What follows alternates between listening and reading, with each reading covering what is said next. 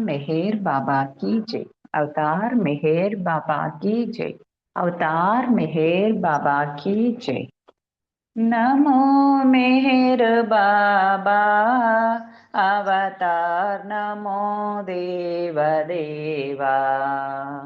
प्रभु नमो मेहर बाबा अवतार नमो देव देवा। अपार दिव्या कृपा सागरा। अपार दिव्या कृपा सागरा। सकल चराचर जगदोद्धारा। सकल चराचर जगदोद्धारा। नमो मेहर बाबा अवतार नमो देव देवा। प्रभु नमो मेहर बाबा अवतार नमो देव देवा। जोहारुलिवे श्री मेहेरु बाबा। जोहारुलिवे श्री मेहेरु बाबा। महिनि जनिंचिन मानव रूपा। महिनि जनिंचिन मानव रूपा। इह परानंद जीवनमेव। इह परानंद जीवनमेव। भवभयभञ्जन परम पावना। भवभयभञ्जन परम पावना। नमो मेहर बाबा अवतार नमो देव देवा। प्रभु नमो मेहर बाबा अवतार नमो देव देवा। अज्ञानांधत अंतमु जेसी। अज्ञानांधत अंतमु जेसी। दिव्य विज्ञान दृष्टि न संगी। दिव्य विज्ञान दृष्टि न संगी। अरिषेद्वर्गमु अंतरिंपगा। अरिषेद्वर्गमु अंतरिंपगा। अव्ययमोक्षंबनुग्रहिंपुमु। अव्ययमोक्षंबनुग्रहिंपुमु। नमो मेहर बाबा अवतार नमो देव देवा। प्रभु नमो मेहर बाबा अवतार नमो देव देवा। अवतार मेहर बाबा की जय। अवतार मेहर बाबा की जय। अवतार मेहर बाबा की जय। जय मेहర్ బాబా అందరికీ జై బాబా. ఉమారాణి గారు జై మెహర్ బాబా అండి. మీకు జై బాబా, అందరికీ జై బాబా అండి. మళ్ళీ మనకి ఇంకొక అవకాశం ఇచ్చారు బాబా ఈరోజు. దాన్ని సద్వినియోగం చేసుకుంటూ మనం ముందుకెళ్దాము. అందరికీ జై బాబా. బాలరాజు గారు జై బాబా, జయశ్రీ గారు జై బాబా, జ్యోతి గారు జై బాబా, సుశీల గారు జై బాబా, సులోచన జై బాబా. మనం ప్రస్తుతం 6 ఉన్నాము, బాబాతో 7. అయితే నిన్నటి రోజున మనం ఏం చెప్పుకున్నామంటే, రుస్తం ఫలహాతి మెహర్వాన్ని కలవడానికి వెళ్తాను. మెహర్వాన్ని కలిసినప్పుడు అతను బాగానే మాట్లాడతాడు. సైడ్ నుంచి ఆలింగనం చేసుకుంటాడు. అది కొంచెం విచిత్రం అనిపిస్తుంది రుస్తుంకి. ఎందుకంటే స్వతహాగా మెహర్వాన్ చాలా రిజర్వ్డ్గా ఉండే టైపు. అంటే ఎక్కువ అందరితో కలిసి ఉండి గలగల మాట్లాడడం అలాంటిది లేదు. అటువంటిది ఆయన ఇలా చేశాడంటే ఏంటో చాలా ఆశ్చర్యం వేసింది. తర్వాత ఇద్దరిని ఈ ఎవరితోటైతే ఇతను వచ్చాడో వాళ్ళతోటి సూదామును మెహర్ ఇద్దరు వచ్చారు. వాళ్ళని కూడా సైడ్లో పెట్టుకొని మెహర్వాన్ ఒక సైడు, ఇంకొక సైడు ఇంకొకళ్ళని వాళ్ళిద్దరిలో ఒకళ్ళని పట్టుకుని మళ్ళీ ఆలింగనం చేసుకోవడము జరిగింది. సుదాం కార్వర్కి వచ్చి తను బై బై చెప్తాడు. వీళ్ళందరికీ ట్రస్ట్ వాళ్ళకి అలవాటు, ఎవరైనా వచ్చి మెహరాజాద్ నుంచి వెళ్ళిపోయేటప్పుడు వాళ్ళు అక్కడ ఆ మెహరాజాద్ అని బోర్డు ఉన్నంత వరకు వచ్చి అందరికీ చేతులు ఊపుకుంటూ బై బై చెప్పడం వాళ్ళకి అలవాటు. అలానే వచ్చి జై బాబా చెప్పారు. అయితే ఈరోజు దానిలోకి వస్తే నాకు నార్మల్ అయిపోయాను నేను. నా క్రానిక్ నాకు ఉన్నటువంటి దీర్ఘ రోగం ఏది, ఆ నీరసం ఏది కనిపించలేదు. మళ్ళీ అది అయిపోయిన తర్వాత మళ్ళీ ఆ సిమ్టమ్స్ అన్నీ వచ్చాయి. ఇంతవరకు బాగున్నాడు. మేర్వాన్ని కలవడం అన్ని చేయడం వరకు బాగున్నారు. తర్వాత సాయంత్రం వరకు, ఆ రోజు పొద్దుటే బయలుదేరారు, సాయంత్రం వరకు బాగానే ఉన్నాడు. అప్పుడు మళ్ళీ ఒక్కసారిగా ఈ సిమ్టమ్స్ అన్నీ వచ్చేసినాయి. మళ్ళీ 2 B12 విటమిన్ ఇంజెక్షన్స్ తీసుకొని కొన్ని రోజుల తర్వాత కూడా ఆ ఇంజెక్షన్ కంటిన్యూ చేశాడు. బట్ ఏమీ ఇంప్రూవ్మెంట్ లేదు. అయితే బాబా సిమ్టమ్స్ అన్ని తీసేసుకొని కొన్ని గంటలుగా ఆ మెహర్వాన్ని కలవడానికి అలా చేశారేమో ఆఖరిసారి అని అంటున్నాడు రుస్తం. అతనికి ఎందుకో మెహర్వాన్ ఎక్కువ రోజులు ఉండడు అనే ఫీలింగ్ కలిగింది. మేరాబాద్లో 15 రోజులు ఉన్న తర్వాత ఆ 15 రోజులు కూడా బెడ్ మీదే ఉండడం జరిగింది, రెస్ట్ తీసుకోవడం జరిగింది. చాలా టైర్డ్గా ఉంది, బ్రెత్లెస్నెస్, ఊపిరి ఆడకపోవడం అలానే ఉంది. ఏం పని చేయలేకపోయాడు. చాలా కొద్దిగానే చేశాడు పని, ఏదైనా చేయదలుచుకున్నా. మెహరాజాద్ కూడా మళ్ళీ వెళ్ళలేకపోయాడు. After returning to Mumbai, I tried several treatments with little or no improvement. ముంబైకి వెళ్ళిన తర్వాత కొన్ని ట్రీట్మెంట్స్ ట్రై చేశాడు, కానీ ఏమీ ఇంప్రూవ్మెంట్ అయితే కనిపించలేదు. 6 మాసాలు స్ట్రగుల్ అయిన తర్వాత ఒక డాక్టర్ని కలిస్తే ఆ డాక్టర్ కొద్దిగా తనకి హెల్ప్ చేశాడు కొంతవరకు. అప్పుడు మాట్లాడడం వచ్చింది, ఈ ఆయాసం లేకుండా మాట్లాడడం అనేది జరిగింది. దానివల్ల ఇంప్రూవ్మెంట్. కానీ అది కూడా కొంతకాలమే, ఎక్కువ సమయం అది గడవలేదు. మెహర్వాన్ని ఫోన్ చేసి మెహర్వాన్కి ఆయనతో మాట్లాడడము ఫోన్లో జరిగేది. మెహర్వాను తన హెల్త్ గురించి తనతో ఎప్పుడు మాట్లాడుతూ ఉన్నాడు. నాకు చాలా బాధ అనిపించింది అది విని. అయ్యో అని అంటే కన్సర్న్ చూపించాడు అనమాట. ఇంకా రెస్ట్లెస్ అయిపోయి డాక్టర్ షెల్లీని ఫోన్ చేసి కనుక్కుందామని, మెహర్వాన్ హెల్త్ గురించి ఎవరైతే ఇన్ఛార్జో డాక్టర్ షెల్లీని కలుసుకుందామని అనుకున్నాను. షెల్లీతో మాట్లాడదామని అనుకున్నాను. అప్పుడు నా డౌట్స్ అన్నీ కూడా షెల్లీతో చెప్పాను. షెల్లీ ఆవిడ అన్ని విన్నది. నేను అన్ని చెప్పిన విషయాలన్నీ కూడా తను కూడా ఫీల్ అయింది అవన్నీ మేర్వాన్ని చూస్తూ. మేర్వాన్ ఇంకా బాడీ డ్రాప్ చేస్తాడని ఆవిడ కూడా నమ్మింది. ఓల్డ్ ఏజ్ ప్రాబ్లమ్స్ ఉన్నాయి తప్ప ఆయన హెల్త్ బాగుంది, ఇంకా కొన్ని సంవత్సరాలు ఆయన ఇక్కడే ఉంటాడు అని వాళ్ళు అనుకున్నారు. అయితే ఆ అభిప్రాయం ఆవిడ ఎప్పుడైతే వెళ్ళబుచ్చిందో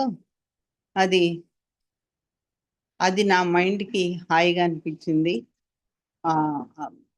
కానీ హృదయం ఏమో ఏదో జరగబోతుందని చెప్తుంది. మేర్వాన్ ఏమేం చేశాడు, ఏమేం అన్నాడు, అవన్నీ లాస్ట్ టైం తను కలిసినప్పుడు ఎలా తనకి ధైర్యం చెప్తూ వచ్చాడో, ఆయన ఫీలింగ్స్ అన్నీ ఎలా మార్చాడు. కానీ హార్ట్ ఆఫ్ హార్ట్స్లో ఆయనకి ఈయన ఎక్కువ రోజులు ఉండడు అని అభిప్రాయం మటుకు బలంగా ఉంది. బిల్గ్రిమ్స్ ఎవరైతే మెహర్వాన్ని కలుస్తున్నారో ఆయన మాటల్లో ఎప్పుడు బాబాని ఎక్కువగా గుర్తుపెట్టుకోండి, మీరు మన కాన్స్టెంట్ కంపానియన్ చేసుకోవాలి బాబాని నిత్య సహచరుడిగా అని అది పదే పదే చెప్పడము జరిగింది. తర్వాత ఆయన ఒక్కడి మీదే మనము కంప్లీట్గా డిపెండ్ అవ్వచ్చు చివరి వరకు అనే విషయం పదే పదే చెప్తూ ఉండేవాడు. అన్నీ జరుగుతూ ఉన్నాయి, అట్లానే కాలం గడిచిపోతూ ఉంది. ఫస్ట్ వీక్ జూన్లో 2016లో మేర్వాన్ ఫ్రాక్చర్ అయింది, హిప్ జాయింట్ అని మాకు వార్త వచ్చింది. పూనా హాస్పిటల్లో జాయిన్ చేశారని చెప్పారు. అక్కడ ఒక ఆపరేషన్ జరుగుతుంది ఆయనకని చెప్పడం జరిగింది. చాలా పెయిన్ ఉన్నా కూడా మెహర్వాన్ సైలెన్స్ అబ్జర్వ్ చేశారు 10th జూలైలో. అది జరిగింది జూన్ 2016లో. జూలైలో ఆ సైలెన్స్ కూడా అబ్జర్వ్ చేయడం జరిగింది. ఈ హాస్పిటల్ వాళ్ళందరికీ కూడా ఇట్లా నేను మౌనం ఉంటాను అని ముందుగానే చెప్పడం జరిగింది. వాళ్ళ కోఆపరేషన్ కూడా చాలా ఉండింది ఈయన ముందుగా చెప్పడం మూలంగా. కొన్ని రోజుల తర్వాత మెహర్వాన్ బాబా దగ్గరికి వెళ్ళిపోయాడు, సైలెంట్ మాస్టర్ మెహర్ బాబా దగ్గరికి. మెహర్వాన్ కమెంట్ చేశారంటే దట్ బాబా ఏం కమెంట్ చేశారు మెహర్వాన్ గురించి అంటే, ఆయన ఒక నిజమైనటువంటి సాధువు, యోగి సాధువు, జెన్యూన్ సెయింట్ అని చెప్పారు. నా మట్టుకు నాకు ఒక ఫ్రెండ్, బాబా ప్రేమను చాలా పంచాను, చివరి వరకు కూడా నాతో బాబా ప్రేమని పంచుకున్నాడు. మెహర్వాన్ ఫైనల్ డేస్లో ఒక పిల్గ్రిమ్ అడిగాడంట, మండలి వాళ్ళందరూ వెళ్ళిపోయారు, నువ్వు ఒక్కడవే చివరికి మిగిలావు, ఇప్పుడు పిల్గ్రిమ్స్ ని ఎవరు గైడ్ చేస్తారు నువ్వు కూడా వెళ్ళిపోయిన తర్వాత అంటే, మెహర్వాన్ ఏం చెప్పాయంటే, ఖచ్చితమైన జవాబు ఏం చెప్పాయంటే, మెహర్ బాబా ఒక్కడే లవర్స్ ని గైడ్ చేస్తూ ఉన్నాడు, ఆ గైడ్ చేయడం కంటిన్యూ చేస్తాడు మెహర్ బాబా. ఎవరికైతే లోపల భగవంతుడి గురించి తెలుసుకోవాలని ఉందో వాళ్ళని గైడెన్స్ వాళ్ళకి తప్పకుండా ఇస్తాడు. భగవంతుడి గురించి ఎవరైతే తపన చెందుతారో, ఎవరైతే లోపల వాళ్ళకి ఆ ఆలోచన ఉంటుందో భగవంతుడి గురించి తెలుసుకోవాలని, వాళ్ళకి తప్పకుండా గైడ్ చేస్తాడు. సో గుర్తుపెట్టుకోండి, ఆయన పేరు కంటిన్యూస్ గా తలుస్తూనే ఉండాలి, ప్రతిదానికి ఆయన మీద డిపెండ్ అవ్వాలి. ఎలా అంటే, ఎంతవరకు డిపెండ్ అవ్వాలంటే, మనము ఆయన్ని మన కాన్స్టెంట్ కంపానియన్గా మాత్రం తప్పకుండా చేసుకోవాలి. ఇది ఇక్కడితోటి the last meeting with Meherwan అయిపోయింది. ఇప్పుడు అడ్వాన్స్డ్ సోల్స్ అనే దాని గురించి తెలుసుకుందాం. మణి అక్కడ గురుప్రసాద్ డేస్ గురించి ఆ విషయాలన్నీ చెప్తూ, అక్కడ బహుశా ఈరిచి మాట్లాడుతూ ఉంటే ఆవిడ అడ్డుపడి చెప్పినట్టున్నారు, ఎందుకంటే ఆవిడ మధ్యలో కలగ చేసుకొని చెప్పారని ఇచ్చారు ఇక్కడ. మీకు తెలుసా, మండలి మెంబర్స్ అందరు కూడా అడ్వాన్స్డ్ సోల్స్ అని అన్నదట మణి. మీ అందరికీ తెలిసే ఉంటుంది అది అని. మణి ఒక నిమిషం ఆగింది. అందరూ కూడా కూర్చున్న వాళ్ళు, సీట్లో కూర్చున్న వాళ్ళు, మండలి హాల్లో ఉన్నవాళ్ళు చాలా ఆశ్చర్యానికి గురయ్యారంట. వాళ్ళ మొహాల్లో అది క్లియర్గా తెలిసిపోతుంది. అయితే వాళ్ళు మణి కానీ ఆ మాటకు వస్తే, అక్కడ ఉన్న వాళ్ళు ఎవరైనా సరే, మండలి వాళ్ళు కానీ, వాళ్ళు ఎప్పుడు తమకి తాము అడ్వాన్స్డ్ సోల్స్ అని ఎప్పుడు అనుకోలేదు, ఎవరితో కూడా చెప్పలేదు ఆ మాట. అందరూ కూడా మణి ఏం చెప్తుందో తర్వాత వినాలి అని ఆతృతగా ఎదురు చూస్తూ ఉన్నారు.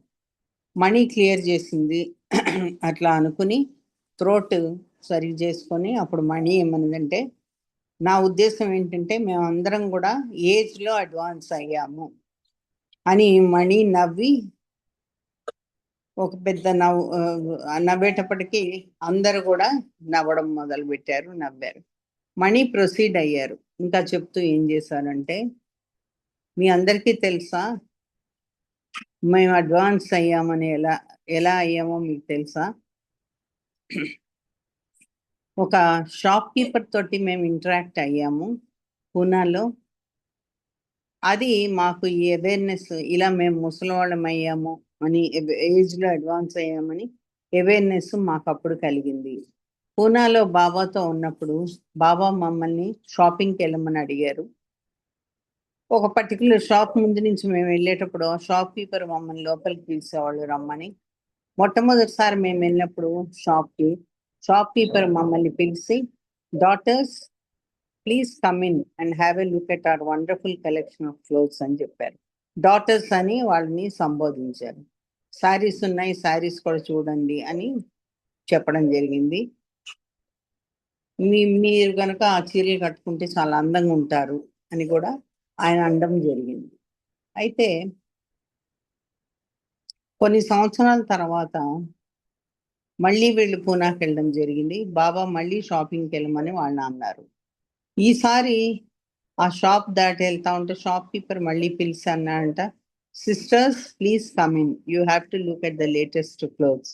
ఈసారి డాటర్స్ అయిపోయి ఈసారి సిస్టర్స్ అన్నాడంట వాళ్ళని.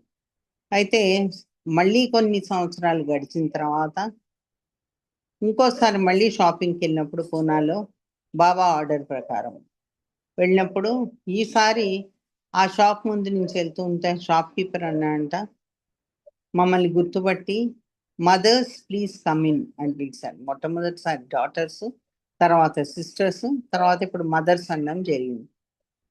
వాళ్ళ స్టాఫ్ని అడ్రస్ చేస్తూ అన్నంట, కొన్ని చైర్స్ తీసుకురండి, మదర్స్ కూర్చుంటారు అని. ఫ్యాన్ ఒకటి పెట్టండి మదర్స్కి అని. వాళ్ళని చూస్తున్నంట, మదర్స్ మీకేమైనా కూల్ డ్రింక్ కావాలా అని అడిగాడు. సో గురుప్రసాద్ దర్శనం అయిపోయిన తర్వాత బాబా షాపింగ్కి వెళ్ళమని మమ్మల్ని అడిగితే షాప్ కీపర్ మాకు గుర్తు చేసేవాడు, మేము ఏజ్ అయిపోయింది, మాకు డాటర్స్ నుంచి సిస్టర్స్, సిస్టర్స్ నుంచి మదర్స్ అయ్యామని ఏజ్ అయిపోయినట్టు గుర్తు చేస్తుంది. మనీ కంటిన్యూ చేశారు. బాబా వెళ్ళిపోయిన తర్వాత, నిర్యాణం అయిన తర్వాత పిల్గ్రిమ్స్ ఒక్కొక్కళ్ళుగా మెహరాజాద్కి వస్తూ ఉండేవాళ్ళు. ఒక చిన్న పాపని, పూనా నుంచి వచ్చిన పాపని, నీ పేరేంటి అని అడిగితే ఆమె ఆ పాప చాలా వెనక్కి వెళ్ళి హెసిటెంట్గా ఉంది పేరు చెప్పడానికి.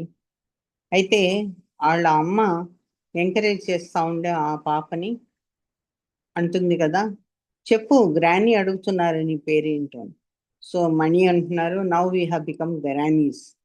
సిస్టర్స్ నుంచి డాటర్స్ నుంచి సిస్టర్స్ అయ్యాము, సిస్టర్స్ నుంచి మదర్స్ అయ్యాము, ఇప్పుడు మేము గ్రానీస్ అయ్యాము అని మణి ఇంకొకసారి నవ్వుతూ చెప్పారు.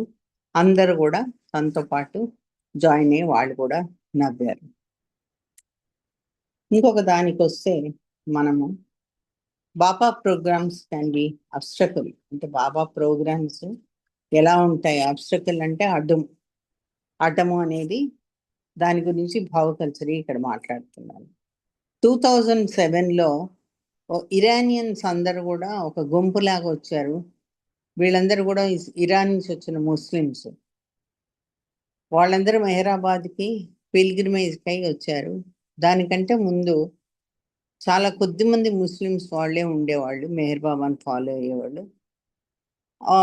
వరల్డ్ మొత్తంలో కూడా చాలా తక్కువ మంది ఉన్నారు. ముస్లిం రిలీజియన్ వాళ్ళని పర్మిట్ చేయదు ఇట్లా ఎవరికి పడితే వాళ్ళకి దండాలు పెట్టడానికి, ఎవరు పడితే వాళ్ళ దేవుడని ఒప్పుకోవడానికి. వాళ్ళకి అల్లా ఒకడే భగవంతుడు. అయితే ఇంతమందిని ఇక్కడ చూసి ఆశ్చర్యం కలిగింది. బాబాని భగవంతుడుగా యాక్సెప్ట్ చేస్తూ వాళ్ళందరూ రావడం కాకుండా వాళ్ళందరూ సమాధి దగ్గర మోకరెళ్ళి దండం పెట్టేవాడు. ఇది చాలా చెప్పుకోదగిన విషయం, అంటే చాలా ఆశ్చర్యకరమైన విషయంగా కూడా అనుకోవచ్చు మనం. కొందరితో నేను కలిసినప్పుడు ఒక డౌట్ ఎక్స్ప్రెస్ చేశాను. అది నన్ను తొలుస్తా ఉంది, లోపల నాకు పెయిన్ వస్తూ ఉంది, నాకు దాని గురించి ఆలోచన ఉంది, నన్ను తొలుస్తా ఉంది. వాళ్ళు భగవంతుడిని, బాబాని భగవంతుడుగా ఎట్లా యాక్సెప్ట్ చేశారు? వాళ్ళ వాళ్ళ రిలీజన్కి అగెయిన్స్ట్ కదా, మరి ఏంటి ఇది అంతా అని అందరు చాలా మందికి కూడా ఈ డౌట్ ఉండింది. వాళ్ళు ఏం చెప్తారంటే, మేమందరం కూడా ఆ పాత పద్ధతిలో కన్వెన్షనల్ రిలీజన్ ఏదైతే ఉందో దాంట్లో చేసేది అది పాత పద్ధతిలో ఉంది, మేము ఫెడప్ అయిపోయాము. ఎందుకంటే ఆ లీడర్స్ లేదా ముల్లాస్ కంట్రోల్ చేయడానికి మమ్మల్ని అందరినీ, తర్వాత గుంపులుగా వీళ్ళని ఎక్స్ప్లాయిట్ చేయడము, మాస్టర్స్ని, అంటే ప్రజల్లో చైతన్యం కలిగించి ప్రజల్ని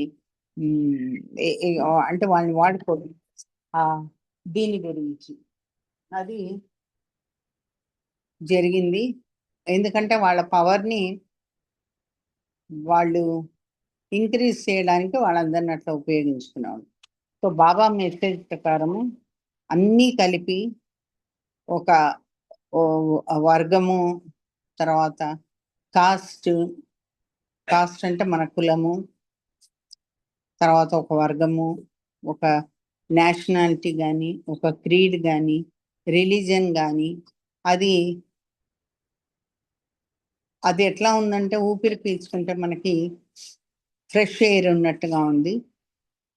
ఇంతకు ముందు ఉన్నటువంటి సఫకేటింగ్ ఎన్విరాన్మెంట్ అండి, ఊపిరాడకుండా ఉన్నటువంటి ఎన్విరాన్ నుంచి ఈ బాబా చెప్పే మాటలు కానీ, బాబా గురించి వినడం కానీ, బాబా ఇలా ఏ కులము, ఏ మతము, ఏ జాతి లేదని దీనికి తెస్తున్నప్పుడు అది మాకు ఫ్రెష్ బ్రెత్ లాగా ఉంది, ఫ్రెష్గా పీల్చుకునే ఊపిరి లాగా ఉంది. చాలా మంది ఇరానియన్స్ రెసిడెంట్స్ గా ఉన్నారు మెహరాబాద్లో. అందరూ కూడా భావు కల్చర్ చెప్పేదానికి అట్రాక్ట్ అయి ఉన్నారు. చాలా టైం స్పెండ్ చేసేవాళ్ళు భావు కల్చర్ తోటి. వాళ్ళకి ఎంత టైం కావాలంటే అంత టైం స్పెండ్ చేసేవాళ్ళు. మేరాజాద్ డేస్ కూడా వాళ్ళు బయటకి ఎక్కడికి వెళ్ళకుండా ట్రస్ట్ ఆఫీస్ దగ్గర దిగిపోయి భావూజీని కలిసేవాళ్ళు. విమెన్ మండలి ఇంకా ఉన్నారు కదా, సో మేర్వాన్ కూడా ఈ అట్రాక్షన్ బావుకున్నది సర్ప్రైజ్ అయిపోయేవాడు దాన్ని చూసి. భావు కొంతకాలం అలా సాగనిచ్చాడు, అది అలానే అవడానికి అలౌ చేశాడు. తర్వాత ఇరానియన్స్ ప్రతిరోజు తన దగ్గరికి వస్తూ ఉంటే భావు వర్క్ ఏం చేసుకునేవాడు కాదు, చేసుకొని ఇవ్వలేదు. భావు చేయవలసిన వర్క్ని వీళ్ళు చేసుకొని ఇవ్వలేరు. వాళ్ళు కంటిన్యూస్గా రావడం వల్ల తర్వాత ఆ వర్క్కి వీళ్ళకి డిస్టర్బెన్స్ అయ్యింది భావుకి. సో ఒక రూల్ పెట్టాడు భావు పిల్గ్రిమ్స్కి, ఏమనంటే వాళ్ళు మెహరాజాద్ వెళ్ళని రోజులు మాత్రమే తన దగ్గరికి రావాలి. మెహరాజాద్ వెళ్ళే రోజుల్లో తప్పకుండా వాళ్ళు మెహరాజాద్కి వెళ్ళాలి, లేదు మెహరాబాద్లోనే ఉండిపోవాలి. భావూజీ అన్నంట కొంతమంది ఇరానియన్ రెసిడెంట్స్ తోటి ఈ రూల్ వల్ల ఏం జరుగుతుందంటే